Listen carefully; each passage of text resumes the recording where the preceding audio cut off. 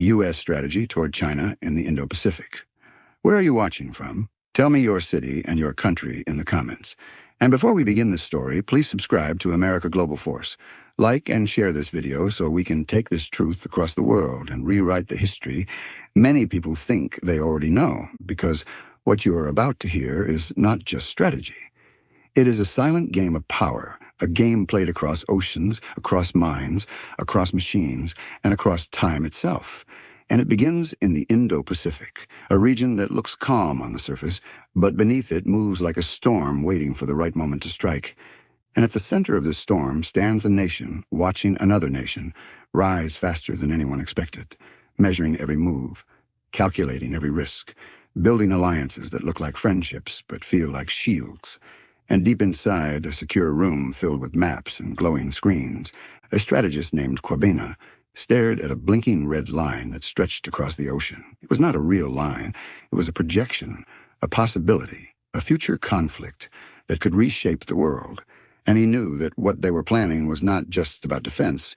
It was about control, about influence, about ensuring that one power did not dominate the flow of trade, technology, and security in a region that carried more than half of the world's economic weight.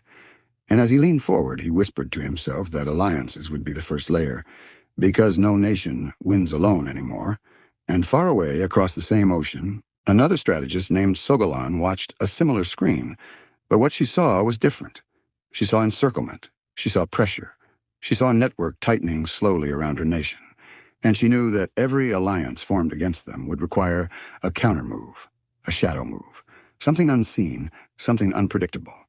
And this was where the story truly begins, not with war, but with preparation, with silent agreements signed behind closed doors, with promises made between nations that shared a common concern. And the first of these alliances stood tall in the East, a longtime partner with growing strength, a nation investing heavily in new capabilities, not just to defend itself, but to strike if necessary. And this shift changed everything, because for years the balance had been steady. But now the balance was tilting, and Kwabena knew that encouraging this shift would send a message across the region that the era of passive defense was over, and in secret meetings, new partnerships were formed, not just with one nation, but with several, each bringing something unique.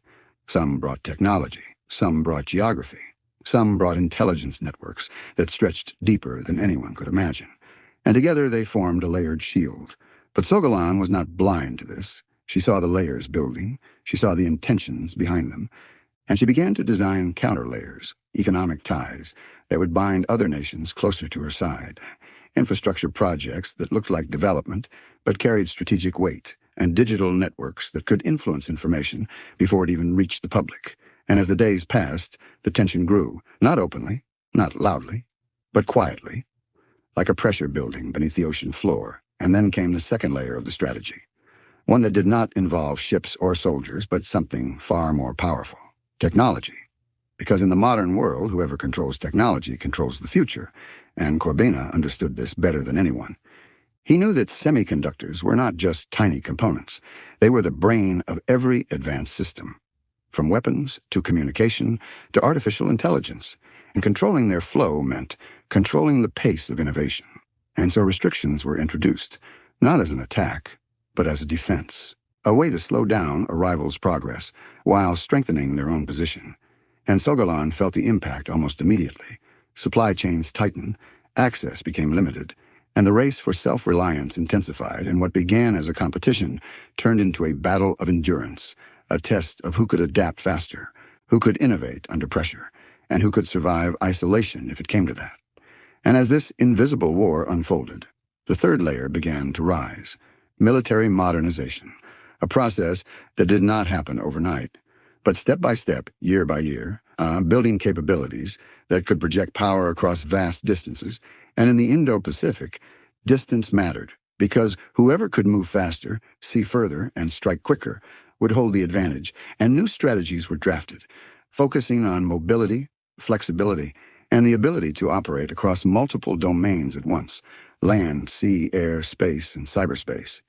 And Kwabena watched as these plans took shape, knowing that they were not just preparing for a single conflict, but for a future where battles could happen anywhere at any time. And Sogalan responded in kind, accelerating her own modernization, developing systems designed to deny access, to make it difficult for any opposing force to operate freely near her territory.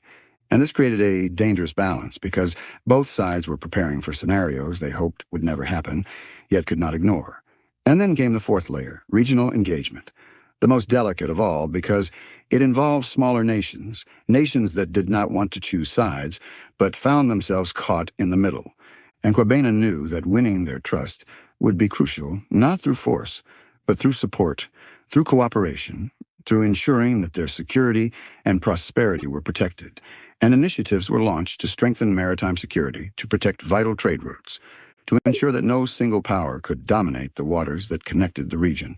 And at the same time, a sensitive issue stood at the center of it all, an island whose future carried enormous consequences, and support for its defense became a signal, a statement, that certain lines could not be crossed without consequences.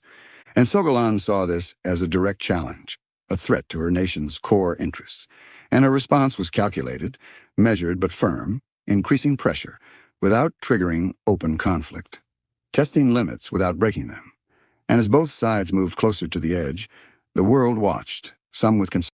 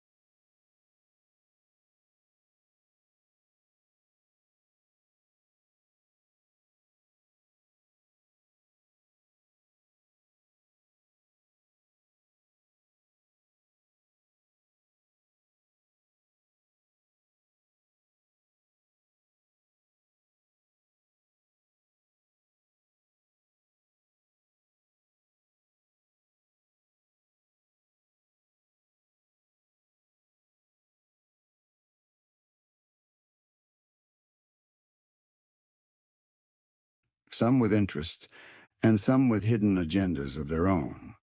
And Quabena realized that this was no longer just a regional issue, it was global, because the Indo-Pacific was not just a location, it was a crossroads of power, trade, and influence. And what happened there would shape the future of the entire world. And as he looked again at the glowing screen, the red line had changed. It was no longer just a possibility. It was becoming a pathway, a sequence of events that could unfold if one wrong move was made. And he knew that the strategy they were building, this multi-domain approach, was not about starting a conflict, but about preventing one by making the cost too high for anyone to take the risk. And yet deep down, he could not shake the feeling that the more prepared both sides became, the closer they moved toward a moment where preparation would be tested. And far away, Sogolan felt the same unease, because she understood that strategies are not just plans, they are reflections of intent. And when two powerful nations begin to mirror each other's moves, the outcome becomes harder to predict and more dangerous than ever before. And as the chapter closes, the question remains, can a strategy designed to prevent conflict end up creating the very tension it seeks to avoid? Or is this the only way to maintain balance in a world where power is constantly shifting? And the answer lies not in what has already happened, but in what is yet to come, because the game has only just begun. The game did not slow down, it only grew deeper, and as you continue watching, remember to tell us your city and your country, because this story is not just about distant nations, it is about a future that could touch every corner of the world. And as Quabena returned to the secure room, the maps had changed again, new lines, new markers, new signals, that alliances were no longer just agreements on paper, but active networks shaping real decisions in real time. And what made this phase more dangerous was not the size of the alliances, but their flexibility, because they were no longer rigid like old military pacts. They were fluid, adaptive, able to respond quickly to changing situations. And this was where the concept of layered partnerships revealed its true power, because each layer could act independently or together, depending on what the moment demanded. And Quabina saw this as the key advantage, a system that could confuse any opponent, making it difficult to predict the next move. And across the ocean, Sogalan noticed the same pattern. She saw how these partnerships overlapped, how one agreement connected to another, how intelligence shared in one corner could influence decisions in another. And she understood that breaking this network would not be easy. It would require precision, patience, and above all, timing, because a single misstep could strengthen the very system she wanted to weaken. And so she turned her attention to something more subtle: influence, because alliances are not just built on security, and they are built on trust. And trust can be shaped, redirected, even shaken.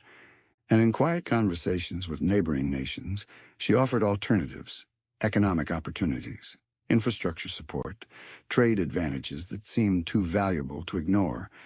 And slowly, quietly, some nations began to hesitate.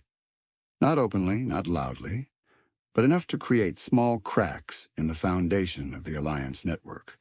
And Quabena sensed it immediately, because even the strongest structure can feel the pressure of unseen forces. And he knew that maintaining these partnerships would require constant effort, not just military cooperation, but economic and political engagement as well. And this realization pushed the strategy into its next phase. Technological competition intensified, and what had once been a controlled effort now became a race against time, because both sides understood that the future would be decided not just by weapons, but by innovation. And at the center of this race were semiconductors, the tiny but powerful components that powered everything from advanced weapon systems to everyday devices. And controlling their production and distribution became a priority, and Quabina supported new measures to limit access, not as an act of aggression, but as a way to maintain a technological edge. And these measures were precise, targeted, designed to slow down specific advancements while protecting critical industries. And Sogalan felt the pressure again. But this time her response was different. Instead of reacting defensively, she accelerated her plans for independence, investing heavily in domestic production, encouraging innovation from within, and building partnerships with other nations willing to share knowledge and resources. And this created a new dynamic, because what was meant to slow her progress began to fuel it in unexpected ways. And Quabena began to realize that every action had consequences, sometimes the opposite of what was intended. And this added another layer of uncertainty to the strategy, because controlling the outcome was becoming increasingly difficult. And as this invisible battle unfolded, the third layer continued to evolve. Military modernization reached a new level. And this was not just about building more ships or aircraft. It was about redefining how conflicts could be fought, and new concepts emerged, focusing on speed, coordination, and the ability to operate across multiple domains simultaneously. And Quabena oversaw the development of systems that could integrate data from satellites, drones, and ground units in real time, creating a network that could respond instantly to any threat. And this gave them an advantage, the ability to see and act faster than ever before. But Sogalan was not far behind. She developed countersystems designed to disrupt these networks, to create confusion, to break the flow of information at critical moments. And this created a dangerous balance, because both sides were now capable of blinding each other, of turning advanced systems into vulnerabilities. And as these capabilities grew, so did the risk, because in a highly connected battlefield, a single failure could have cascading effects. And Quabena knew that this was both a strength and a weakness. and he began to question whether the pursuit of technological superiority was making the system more fragile. And at the same time, regional engagement entered a more complex phase because smaller nations were no longer just observers. They were becoming active participants, each with their own interests, their own concerns, and their own strategies for navigating the growing tension. And Quabina worked to strengthen relationships through cooperation, providing support for maritime security, helping to protect vital sea routes, and ensuring that these nations could maintain their independence in the face of pressure. And this approach was effective. But it also required constant attention, because trust is not permanent. It must be earned again and again, and Sogalan understood this as well. And she focused on offering alternatives, creating opportunities that could shift the balance of influence. And this created a silent competition, not just for power, but for loyalty. And as both sides worked to win the support of the region, the situation became more unpredictable because alliances were no longer fixed. They were dynamic, changing with each new development. And this made the strategy both stronger and more uncertain. And as the tension continued to build, a new element entered the equation: information. Because in a world connected by digital networks, controlling the narrative became as important as controlling territory, and both sides invested heavily in shaping how events were perceived, influencing public opinion, and managing the flow of information. And this added another layer to the conflict, one that was invisible but powerful, because perception can shape reality. And as this battle unfolded, Quabina found himself facing a growing challenge: how to maintain stability in a system that was constantly evolving, constantly adapting, and increasingly difficult to control. And Sogalan faced a similar challenge: how to counter a strategy that was designed to be flexible, to respond to any move. And as both sides pushed forward, the distance between them seemed to shrink, not physically, but strategically, because their actions were becoming more interconnected, more dependent on each other's decisions. And this created a paradox, because the more they tried to outmaneuver each other, the more they became tied together in a complex web of cause and effect. And as the chapter draws to a close, the question becomes even more urgent.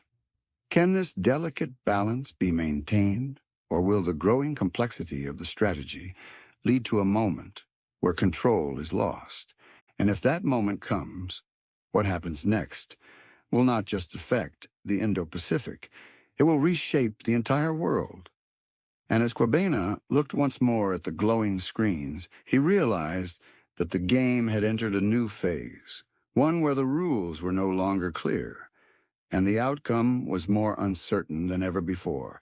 And far away, Sogalan reached the same conclusion, because in a contest of strategy, the greatest danger is not the strength of your opponent, but the unpredictability of the system itself. And that unpredictability was growing with every passing day. The silence between moves became louder than the moves themselves, and as you keep watching, do not forget to tell us where you are watching from, your city and your country. Because this story stretches far beyond borders, and now the tension had reached a level where every action carried weight, every decision echoed across oceans, and Quabina could feel it in the room, a pressure that was no longer theoretical.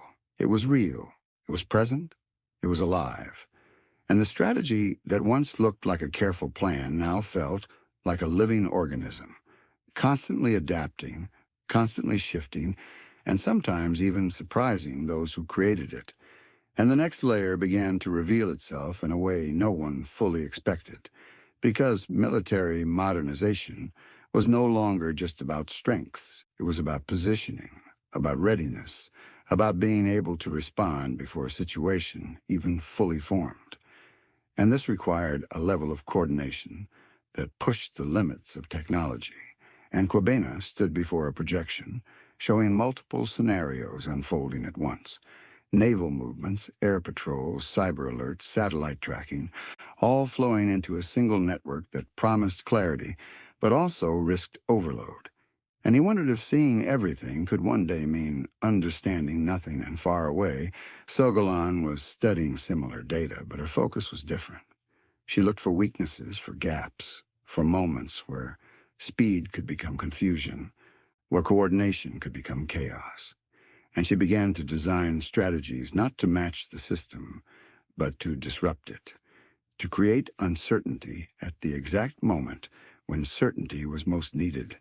And this was where the game became dangerous, because both sides were now preparing for scenarios that involved rapid escalation, situations where decisions would have to be made in seconds, not hours, and the margin for error was disappearing. And then came a moment that changed everything. Not a battle, not an announcement, but a signal, a movement detected in a sensitive part of the region.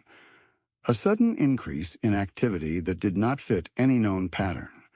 And Quabina's screen lit up with alerts, overlapping warnings that demanded immediate attention. And for a brief moment, the room froze, because no one knew if this was an exercise, a test, or the beginning of something far more serious, and he gave the order to monitor, not to react, because reacting too quickly could trigger a chain of events that could not be reversed. And across the ocean, Sogalan saw the same signal, but her interpretation was different. She saw it as an opportunity, a moment to test the system, to see how it would respond under pressure. And she allowed the activity to continue, controlled, calculated, but unpredictable enough to force a reaction. And this created a silent confrontation, not through direct engagement, but through observation, through anticipation, through the careful reading of each other's moves. And as hours passed, the tension grew because neither side wanted to make the first mistake, and yet both knew that waiting too long could be just as dangerous. And this was where the strategy faced its greatest challenge, because it was designed to manage competition, not to handle sudden uncertainty. And Quabena felt the weight of this realization, because he knew that even the most advanced system could be tested in ways it was never designed for. And then, just as suddenly as it began, the activity slowed, the signals faded, and the alerts quieted, and the room exhaled. But the relief was short-lived, because what had just happened was not an accident. It was a message, a demonstration of capability, a reminder that the balance could be disturbed at any moment. And Quabena understood this clearly, and he knew that the next phase of the strategy would need to address this new reality, because the threat was no longer just gradual pressure. It was sudden disruption, and this required a different kind of preparation, one that focused on resilience, on the ability to absorb shocks and continue functioning. And he began to push for changes, strengthening communication networks, creating redundancies, ensuring that no single failure could bring down the entire system. And at the same time, Sogalan refined her approach, recognizing that controlled unpredictability could be a powerful tool, a way to keep the opponent constantly off balance. And she began to incorporate this into her broader strategy, not as a constant tactic, but as a selective one, used at critical moments to create maximum impact. And as both sides adapted, the situation became even more complex, because the line between defense and offense began to blur, and actions that were meant to prevent conflict could be interpreted as preparation for it. And this increased the risk of misunderstanding, because perception now played a central role in every decision, and a move seen as defensive by one side could be seen as aggressive by the other. And Quabena realized that managing perception was becoming just as important as managing capability, and this led to a new focus on communication, not just between allies, but even with rivals, creating channels that could reduce the risk of miscalculation. And yet these channels were fragile because trust was limited. and every message was analyzed, questioned, and sometimes doubted. And Sogalan approached this carefully, using communication when it served her purpose, and withholding it when silence could create uncertainty, and this added another layer to the game, one where words and silence carried equal weight, and as the days turned into weeks, the region entered a period of uneasy stability, a calm that felt temporary because beneath it, the forces at play were stronger than ever, and Kwabena could not shake the feeling that they were approaching a turning point, a moment where the strategy would either prove its effectiveness or reveal its limits. And he looked again at the projections, now filled with more variables than ever before, and he understood that predicting the future was no longer possible with certainty, only with probability, and that probability was becoming harder to calculate. And far away, Sogalan reached a similar conclusion, because she saw how the system was evolving, how it was adapting to her moves, and she knew that the next step would require something different, something unexpected, something that could shift the balance in a way that could not be easily countered. And as this chapter comes to an end, the question grows heavier, not just who will gain the advantage, but whether the system itself can handle the pressure of constant competition without breaking. Because in a world where every move is watched, every signal is analyzed, and every decision carries risk, the greatest danger may not come from deliberate action, but from the moment when uncertainty takes control, and when that moment arrives, there may be no time to correct it, only time to face the consequences. The calm that followed did not bring comfort. It brought questions, and as you continue this journey, tell us your city and your country. Because this story is not far from you. It is already shaping the world around you. And Kwabena felt it deeply, a shift that could not be measured on screens or charts, but could be sensed in decisions, in tone, in the way leaders spoke, in the way silence lingered longer than before. And he knew that the strategy had entered its most delicate phase. Regional engagement was no longer just about building trust. It was about holding it together under pressure. Because the smaller nations in the Indo-Pacific were beginning to feel the weight of the competition more than ever, and their choices would now matter in ways they had never imagined. And Kwabena sat with reports describing subtle changes, a port agreement delayed, a joint exercise reconsidered, a trade negotiation suddenly slowed, and none of these actions were dramatic, but together they formed a pattern, a hesitation spreading quietly across the region. And he understood that this hesitation was dangerous because uncertainty creates space for influence, and influence can reshape alliances without a single shot being fired and far across the ocean. Sogalan saw the same hesitation, but to her it was not a warning, it was an opening, and she moved carefully, offering reassurances, presenting her nation not as a threat, but as a partner, a provider of opportunity, a source of stability in a time of tension. And this approach was subtle. It did not challenge alliances directly. It offered alternatives. And in doing so, it planted doubt, and doubt can be more powerful than fear because it grows slowly, quietly, and often unnoticed until it becomes too large to ignore. And Kwabena recognized this pattern and responded with renewed effort, strengthening maritime cooperation, increasing joint patrols, ensuring that key sea routes remained open and secure. And these actions were not just about defense. They were signals, visible demonstrations. The commitment remained strong, and yet he knew that actions alone were not enough, because the competition had expanded into a new dimension, economic pressure. And this was where the strategy faced one of its greatest challenges, because economic ties are complex, they are built over time, and they cannot be easily replaced.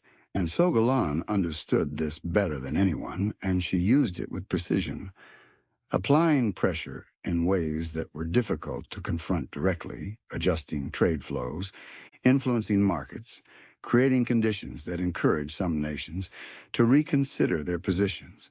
And this created a silent tension because the impact was real. But the cause was not always clear, and responding to it required careful balance, because any overreaction could make the situation worse. And Corbina found himself navigating this complexity, working to support affected partners without escalating the situation. And this required coordination, not just within the region, but across a broader network, because the Indo-Pacific was connected to the global economy, and what happened there could ripple outward in unpredictable ways. And as this economic dimension grew, another layer of the strategy became more visible. The focus on resilience, because it was no longer enough to prevent disruption. The system had to be able to withstand it, and Corbina pushed for stronger supply chains, more secure infrastructure, and greater independence in critical sectors. And this was not a quick process. It required time, investment, and cooperation. And yet the urgency was clear, because the events of recent weeks had shown how quickly stability could be tested. And Sogalan watched these efforts closely, and she adjusted her own approach, recognizing that resilience could reduce the effectiveness of pressure. And so she sought new ways to create leverage, exploring areas that had not yet been fully secured. And this constant adaptation created a dynamic environment where no advantage lasted for long. And this made the situation more unpredictable than ever. And as both sides continued to adjust, the issue at the center of the region grew more sensitive. An island whose status remained one of the most significant points of tension, and support for its defense became more visible, more explicit. And this was a line that Sogalan could not ignore because it touched on fundamental interests that defined her nation's position. And her response was measured but firm, increasing presence, conducting activities that signaled resolve without crossing into open conflict. And this created a delicate balance because both sides were now operating closer to each other than ever before. And the margin for error was shrinking, and Corbina felt this pressure because he knew that a single miscalculation in this area could have consequences far beyond the region. And he worked to ensure that communication channels remained open, that signals were clear, that intentions were understood. And yet he also knew that clarity does not always prevent misunderstanding, especially in an environment filled with suspicion and strategic competition. And as days turned into weeks, the region seemed to settle into a new normal, a state of constant tension managed through careful actions and calculated restraint. And yet beneath this surface, the forces at play continued to build, because neither side had stepped back. Both had only adjusted, refined, and prepared for what might come next. And Corbina began to sense that the strategy was approaching a critical point, not because of a single event, but because of the accumulation of many small ones, each adding pressure, each narrowing the space for flexibility. And he wondered if the system could continue to absorb this pressure indefinitely, or if it would eventually reach a breaking point. And far away, Sogalan faced the same question, because she could see how the environment was evolving, how each move was shaping the next. And she knew that the next phase would require a decision, not just a response, a choice that could alter the course of the entire competition. And as this chapter closes, the tension remains unresolved, the balance remains fragile, and the future remains uncertain, because in a world where strategy is layered, competition is constant, and every action carries meaning. The line between stability and crisis becomes thinner with every passing day. And when that line is crossed, it may not be clear at first, but its impact will be felt everywhere, by everyone. And the question is no longer if the next phase will come, but when it will begin, and who will be ready when it does. The waiting had become heavier than action, And as you stay with this story, tell us your city and your country, because what unfolds now is not just strategy, it is the moment where preparation begins to meet reality. And Corbena could feel it in every briefing. Every report carried a tone that was sharper, more urgent, more uncertain. And he knew that the system they had built was being tested not by a single event, but by the accumulation of pressure from every direction at once. Alliances were holding, but they were being stretched. Technology was advancing, but it was also creating new vulnerabilities. Military readiness was stronger than ever, required constant precision, and regional partners were engaged, but their patience was being quietly tested, and this convergence created a situation unlike anything before. A moment where every layer of the strategy had to function together, not separately. And that was where the real risk began, because complexity can create strength, but it can also create fragility. And far across the ocean, Sogolan had reached the same realization, and she decided that the time had come to take a step that would not break the balance, but would push it to its limit. A calculated move designed to test the entire system at once. And it began quietly, with coordinated actions across multiple domains, increased activity at sea, unusual patterns in the air, subtle disruptions in digital networks, and economic signals that hinted at deeper shifts. And none of these actions alone would trigger a crisis. But together they formed a pattern that could not be ignored, and Corbena saw it immediately. The screens filled with overlapping alerts, each one manageable on its own, but together they created a picture that was far more serious, and for the first time, he hesitated. Not because he lacked options, but because every option carried risk. Responding too strongly could escalate the situation. Responding too weakly could invite further pressure, and doing nothing could allow the situation to grow beyond control. And this was the moment the strategy had been designed for. But no plan could fully prepare for the reality of it, and he gave the order for a coordinated response, activating multiple layers at once, strengthening presence in key areas, reinforcing communication with partners, and ensuring that the network remained stable despite the pressure. And the response was swift, precise, and measured. And for a moment it seemed to work. The signals began to stabilize, the alerts decreased, and the system held. But Sogolan had anticipated this, and she introduced a second wave, not larger, but more unpredictable, targeting areas that were less visible, less expected, creating disruptions that were harder to detect and harder to counter. And this shifted the dynamic again, because now the challenge was not just responding, it was understanding. And Corbena realized that the greatest threat was no longer direct pressure. It was uncertainty, because uncertainty slows decision-making. It creates hesitation, and hesitation can be exploited. And he pushed for clarity, for better information, for faster analysis. But the more data they gathered, the more complex the picture became. And this was the paradox of the modern strategy. More information did not always lead to better understanding.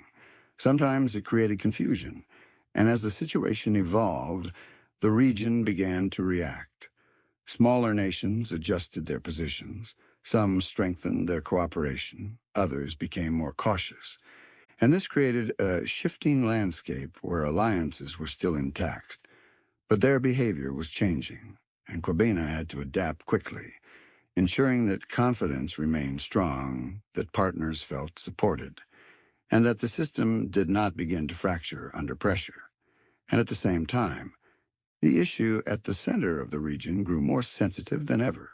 Activity around the island increased, not dramatically, but enough to draw attention, enough to raise questions, and this added another layer of tension, because it touched on the most critical line in the entire strategy. And Corbena knew that any misstep here could have consequences that could not be contained, and he worked to maintain balance, increasing awareness without provoking escalation. And this required precision at a level that few could truly understand, and Sogalan watched closely, measuring every response, every adjustment. And she saw that the system was holding, but she also saw its limits, and she knew that pushing further could risk crossing a line that neither side truly wanted to cross.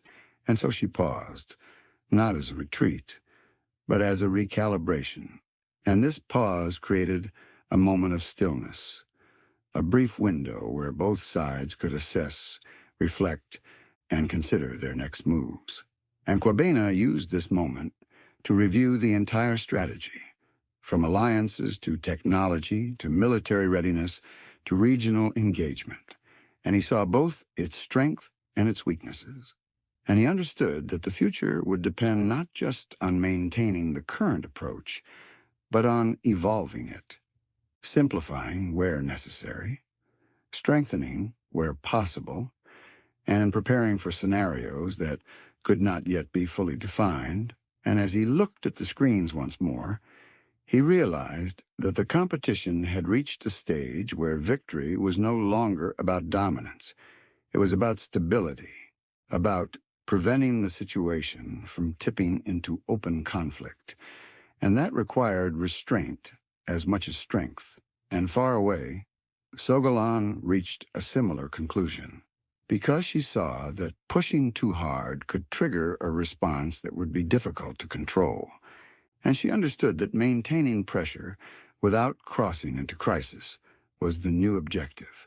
And this created a fragile balance, one where both sides were actively shaping the environment, but also holding back just enough to avoid breaking it. And as this chapter comes to an end, the tension remains, but it has changed. It is no longer just about competition. It is about control, not control over each other, but control over the situation itself.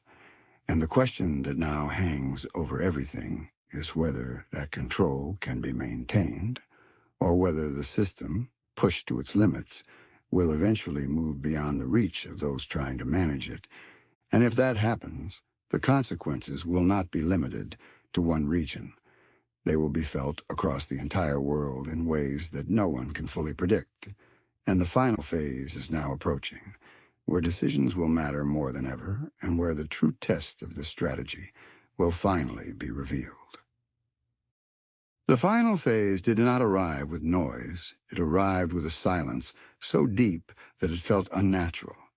And as you stay with us to the very end, tell us your city and your country, because this story now reaches its most critical moment, the point where everything built across alliances, technology, military strength, and regional engagement would be tested together, not in theory and not in simulation, but in reality. And Kwabena stood once again before the glowing screens. But this time, the data felt different, not chaotic, not overwhelming, but focused, as if the system itself had narrowed its attention to a single unfolding path. And he knew that something had shifted, something subtle but powerful. And far across the ocean, Sogalan felt it too, the same quiet change, the same sense that the next move would not be just another test, it would be a decision. And decisions at this level do not just influence events, they define them. And the moment came, without warning, a convergence of signals that aligned in a way no one had fully predicted. Activity in the air, movement at sea, disruptions in digital networks, and economic tremors that echoed across markets, all happening at once. Not as isolated events, but as a connected sequence. And for a brief moment, the system hesitated, not because it failed, but because it recognized the weight of what it was seeing. And Kwabena understood immediately that this was the scenario they had prepared for. The moment where every layer of the strategy had to act together, and he gave the command not for escalation, but for stabilization, activating alliances, coordinating responses, reinforcing communication, ensuring that every partner moved with clarity and purpose, and the network came alive, not in panic, but in precision, each element responding as designed. each layer supporting the others, and for the first time, the full strength of the strategy was visible, not as separate parts, but as a unified system. And it held. It absorbed the pressure. It maintained balance. And it sent a clear signal that the cost of pushing further would be too high. And across the ocean, Sogalan watched this unfold, and she saw what she needed to see, not weakness, not collapse, but resilience, a system that could withstand coordinated pressure without breaking. And in that moment, she made her decision. Not to advance, not to escalate, but to pause, to hold, to recognize that the balance had reached a point where pushing further would risk consequences beyond control. And this decision did not end the competition. It transformed it, because what had been a test of strength became a test of endurance, a long-term contest where stability itself became the objective.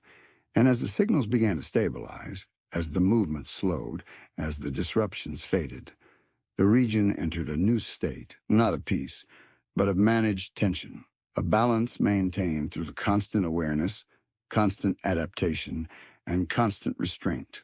And Corbina stepped back from the screens, knowing that what they had just experienced was not a victory in the traditional sense, but it was something just as important, proof that the strategy could work, that it could prevent escalation, that it could manage competition without allowing it to spiral into conflict.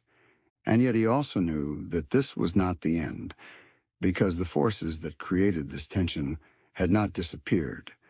They had only been contained, and containment requires continuous effort, continuous adjustment, and continuous understanding. And far away, Sogalan reflected on the same moment, recognizing that her own strategy had also achieved something significant. It had tested the system, revealed its strengths and its limits, and provided insight into how future moves could be shaped. And she understood that the path forward would not be simple. It would require patience, creativity, and a willingness to operate within a balance that could shift at any time. And as both sides moved forward, the Indo-Pacific remained what it had become, a central stage for global competition, a region where power, influence, and strategy intersect in ways that shape the future of the world and the layered approach that had been built. Alliances, technology, military strength, and regional engagement continued to evolve, not as a fixed plan, but as a living system, adapting to new challenges, responding to new developments, and constantly seeking to maintain a balance that grows more fragile with each passing day. And as this story reaches its end, the question remains not who has won, but whether the balance can be sustained, because in a world where competition is constant and power is always shifting, stability is not a permanent state. It is a continuous effort, one that requires vigilance, cooperation, and above all, restraint. And if that restraint is ever lost, even for a moment, the consequences could extend far beyond the region, affecting lives, economies, and futures across the entire globe. And that is the true weight of this strategy, not just in what it achieves, but in what it prevents. And as the final image fades, the ocean remains calm on the surface. But beneath it, the currents continue to move, shaping a future that is still being written, one decision at a time. This is America Global Force, bringing you deep stories that reveal the power of strategy and hidden forces shaping our world. Tell us where you are watching from, your city and your country. And if you have not subscribed yet, please subscribe and like our channel so we can continue to share these stories with you and grow this global community together.